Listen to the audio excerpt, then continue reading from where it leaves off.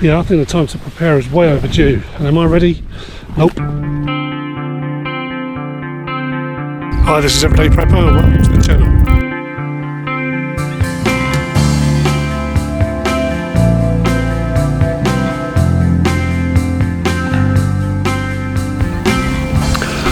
So I wanted to make this video today because I've just done 14 days work straight without a day off. And it's kind of taken its toll really. So before I talk about how things have been kicking off in the background that haven't been reported on the news, I thought I'd go and enjoy the countryside while I still can.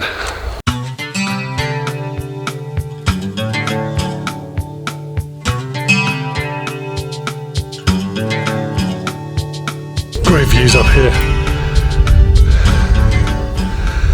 on the south coast of England. I say south coast, southeast coast. You can see France over there. Clear day like this, I'll get some more detailed footage of that, I think. Pretty clear views, a little bit hazy, but yeah, very nice. Should have taken my boat out. Big group of lads just passed, but they're just filming with a drone. Perfect place for filming with a DJI Mini 2, I think that's what they had. So I haven't got my hands on one of those yet, but maybe it's a future purchase. Very beautiful out here, and walking up them steps just shows how slightly out of shape I am. I need to get back on this, I think. Let's get to it. Annoyingly, my phone camera has just completely died on the battery, and I think that's because I was trying out a new bare ringer mic which is powered by the phone, plugs into the back of the Android phone in the USB-C socket, and I think it's drained it of power. Didn't think about that, did I? Of course you can't charge the phone whilst I'm discharging it, so I'm not sure how to get around that. Must be another way. Let's move that camera around slightly. So I'm out on the cliffs on the southeast coast, as you can see. Beautiful scenery. I'm just watching a couple of sailing boats, really envious. I'm looking forward to when I have some money, should be able to, well, if we don't go for 2 wars before, I'm hoping to get some money and change my boat, my Bayliner boat, over for a sailing boat, so I can get out and about and not have to worry about the fuel thing. Yeah, looking forward to that. Another learning curve. I wanted to record this video today just because I've not been out and about for a while. In fact, I've not had much time to myself at all. I've been working solid. I know I keep going on about that, but being self-employed is just the nature of the game. I don't get paid leave, so if I do want time off, I don't get paid. I do have a couple of other websites and stuff that make a bit of money, but there's nothing to pay the bills really. So I'm taking a few days off to sort my car out, sort some stuff out at home. And one of the things I am sorting out, which is what I wanted to talk about today, is the escalation with regards to NATO and Russia. I'm not even going to call it the Ukraine war anymore, because I don't think it's all about that. Especially when you had Lindsey Graham, who is an American senator, I believe, came out the other day in an interview and just blatantly said that America want the resources in Ukraine and they'll stop at nothing to get them, because they're worth trillions and trillions of dollars, if not hundreds of trillions of dollars. So that's why they want it, and they'll stop at nothing. So that's why they're pushing Putin. And remember, it was America who launched first on Hiroshima and Nagasaki. So because they've got form, I expect them to be doing the first strike. And you know, Putin seems to have been quite reserved at the moment, but who am I to say? I'm not a war expert. But anyway, what that means as a prepper is, although I've got plenty of preps for a variety of scenarios, and probably enough preps to keep me holed up for quite a long time really, what I haven't got is mitigation against radiation or fallout. Now, I know some of you are probably thinking, oh, shut up, you know, we're not going to be going to a nuclear war and everything else. Well, we might not. I'd like to be wrong, and I'm not saying that I absolutely think that's going to happen, but that's the one thing that if it did happen, I would be unprepared, and it would be what a waste it would be to have all this stuff and and not put it to good use. So I've got all the bits and pieces all laying around. It's just getting organised and getting a room organised so I can hole up literally for the 48 hours that would be necessary. So that would mean the old plumbing, toileting, sorting all the waste out. Where's it going to go? Sealing up the room. You don't have to seal up the room entirely so that you run out of air, but I have got a compressed air gas tank which I'll be moving in there as well, just to allow a bit of extra air into the room. Won't be a lot, but it will help. And just getting everything in there so that if I did hear an alarm or an alert, or if we got any kind of notice whatsoever, that I can get the whole family in there. We can just stay in there for 48 hours, then we can start to move around the house, and then after 2 weeks we can start to move outside for short periods of time. I'll probably cover it in a lot more detail and give you examples of what I've actually set up, but if you don't see me again for a little while, then that's what I've been doing. I've been setting that up. Obviously I'll be looking to do the odd live collaboration with other YouTubers as well, because I find that really interesting to get a different point of view. We had, if you haven't seen the one with Anna from Anna's Food and Lifestyle channel, then check it out. We were on there for quite a while. We did get carried away. We had a great chat about all things prepping, and certainly from a UK perspective, so it was good fun to chat. So yeah, it was really just to say that's what I'm focusing on now. As a beginner prepper, you wouldn't be focusing on nuclear war, of course. What you'd be doing is you'd be squaring away the most important things, which are your food, your water, your medication, some kind of shelter if you had to be evacuated from your home, which can happen. You don't want to be bugging out in the UK, really. That's my opinion. But maybe have some kind of go bag that you can take with you that might have some food supplies, some means to cook, in case you were holed up in a hall somewhere, if your house was damaged or your street was damaged beyond repair, or there was something going on that you had to get away. They've even shut off streets because of terrorist activity or some untoward event in a particular household. They've had to get other people out in the street and board them up in a school hall or something. If you had to do that for a few days, you'd probably want a few comfort items with you. So just have a little go bag. That's what I'd suggest as a beginner, and then build upon that. Try to aim for a week's worth of food and water, and then 3 months, or a month and 3 months, and then ultimately maybe 6 months or a year, which is a lot. It's a big ask, but the government recommend 3 days, so I don't think that's really enough. And for me, I'm now saying that I'm preparing for a nuclear eventuality. 48 hours, you really cannot leave a room, so you're going to need everything you need for 48 hours, including waste disposal, and then you need 2 weeks before you can really leave the home. So ideally you want to be prepping for 2 weeks, which is what I've been doing, just to make sure, and then we can start to venture out and see what the damage is, and then go from there. And as I say, it may never happen, and I'm not going to have that room unusable. That room will be my main hub for prepping anyway. I'll be doing some video recording in there. That's where my computer equipment is. That's where my Radio Shack is for my amateur radio. That's where all my solar comes into, all the controllers. So it's all managed from that room. So it's certainly not unusable. I'll be using it every day. And if the thing I'm preparing for never happens, then brilliant. That's the outcome I want. That I've prepared and not needed to use it, rather than it's happened and I've not been prepared. So yeah, thought I'd share a bit of countryside. I've got another sailing boat that's just coming past me now. I think it's on its way to Dover by the looks of it, and it's got a slightly different rig to the normal sailing rigs. I can't remember what that is called now. That's my sailing knowledge gone out the window, but I'll put it on camera. Maybe someone can tell me. Lovely little boat though. Not too many people about, but anyway, as I said, I'm also scouting the area for wild camping. That's what we're looking at. So I'm hoping to find a really good spot. I think I may have found one. Yeah, I thought I'd just have a look. There's a lovely path that goes down here, and I need to get to that bit of woodland over there, so I could probably just hop over this fence. I'll have to do it on the sly, although there is a path actually that goes up there a bit closer. Perhaps I'll go and check that out. And especially with the weather warming up now, it's looking good. It's looking good for a bit of wild camping. You know, turn up. What I mean by wild camping, I don't mean sort of, you know, stealth camping like on a roundabout. Although that does look fun, but you know, that's not what this channel is all about. And all I want to do is just test out some prepping gear, test out some cooking gear, test out what it's like maybe for 1 or 2 nights, just roughing it.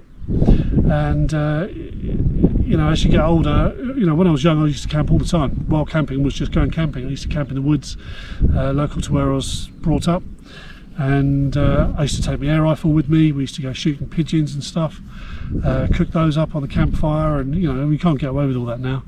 I'd probably be reported. And I think I saw a video the other day with TA Outdoors, where they even own their own land and they got reported for taking shotguns and rifles on their own land. Madness. So yeah, but I'm looking forward to, you know, just getting out and camping and trying out, as I say, a few bits of gear, trying out some different mattresses that I've got for warmth, see if I can conceal my tent. And so yeah, maybe stealth camping, I suppose. You know, I don't want to be found, I don't want to be seen, I don't want people knowing where I am. So I'm going to be in and out. I'll come out, I'll know where I'm going, and I'll come out at kind of dusk, dash in, get set up, have an evening. I won't light any fires or anything like that. It'll be a gas stove I'll be using, if anything. If not, I'll just have some cold snacks, and then get up in the morning and out before I get discovered by dog walkers or what have you. That's the idea. And yes, some pretty good locations around here. As I said, a golf course nearby. I might even camp right in the middle of the golf course actually, just to make a point. That'd be some good fun. Yeah. Well, check it out, that's where we need to go. Not tonight. I ain't got my gear with me. But we've got this little passageway down here. And I'm wondering if I could get over. It'd have to be dark. Just going to see if there's a fence down here. Because if not, look, there's no fence. No fence. I'm in the field.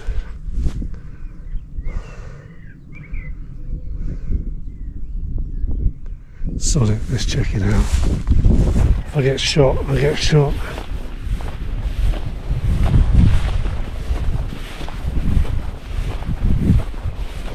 I don't know what sort of crops these are, whether it's just grass. Could be in trouble.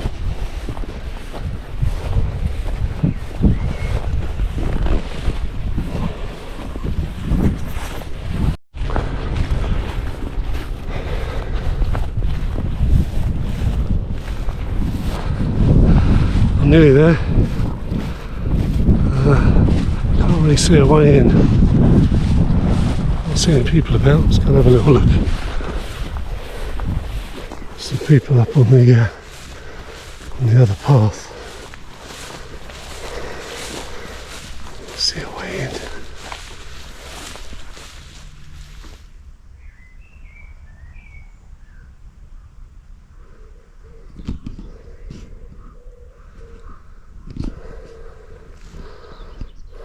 Someone up the path up there. Oh, I heard voices.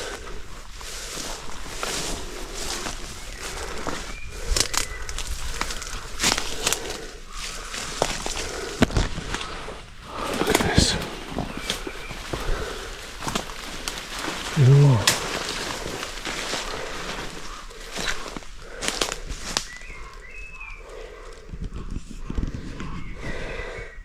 I'd camp on that.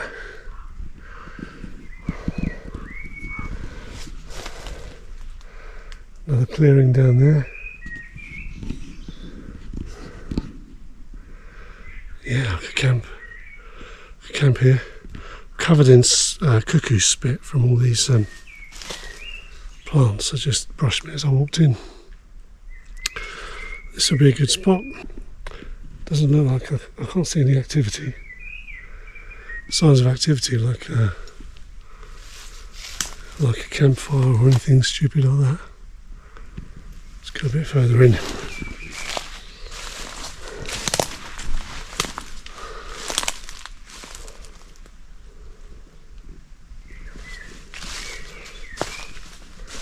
I keep thinking I'm hearing voices.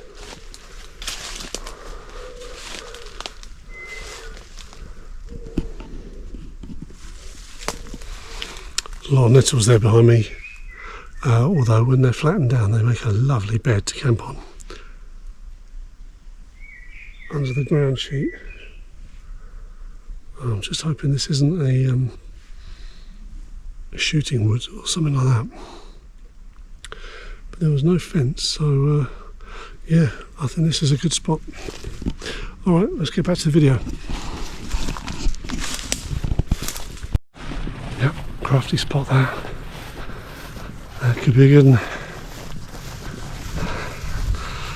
Right, let's carry it up and head home, I think. Yeah, cool. Now I have just found something interesting, which is this.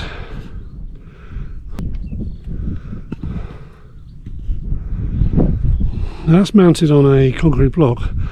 It's got a pipe at the bottom. I think that is an old air vent to one of the tunnels or possible nuclear shelter that was built in the war, although that looks quite modern, the cover, but the concrete is definitely not. This has been overgrown for a long time, you can see it.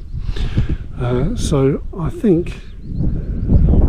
know there are nuclear shelters around here from the 80s and the Cold War and stuff, so that's interesting. And that's just near my camping spot, which is over there. No, it's not, it's over there, that one there. Yeah, so that's quite interesting. I know a lot of them were filled in, but I'm not going to go poking around. There's no hatch there. Quite often they have like a green metal hatch with a ladder and a padlock on. So I'm not going to go dig around too much. There's another little opening here as well, which I'm going to check out.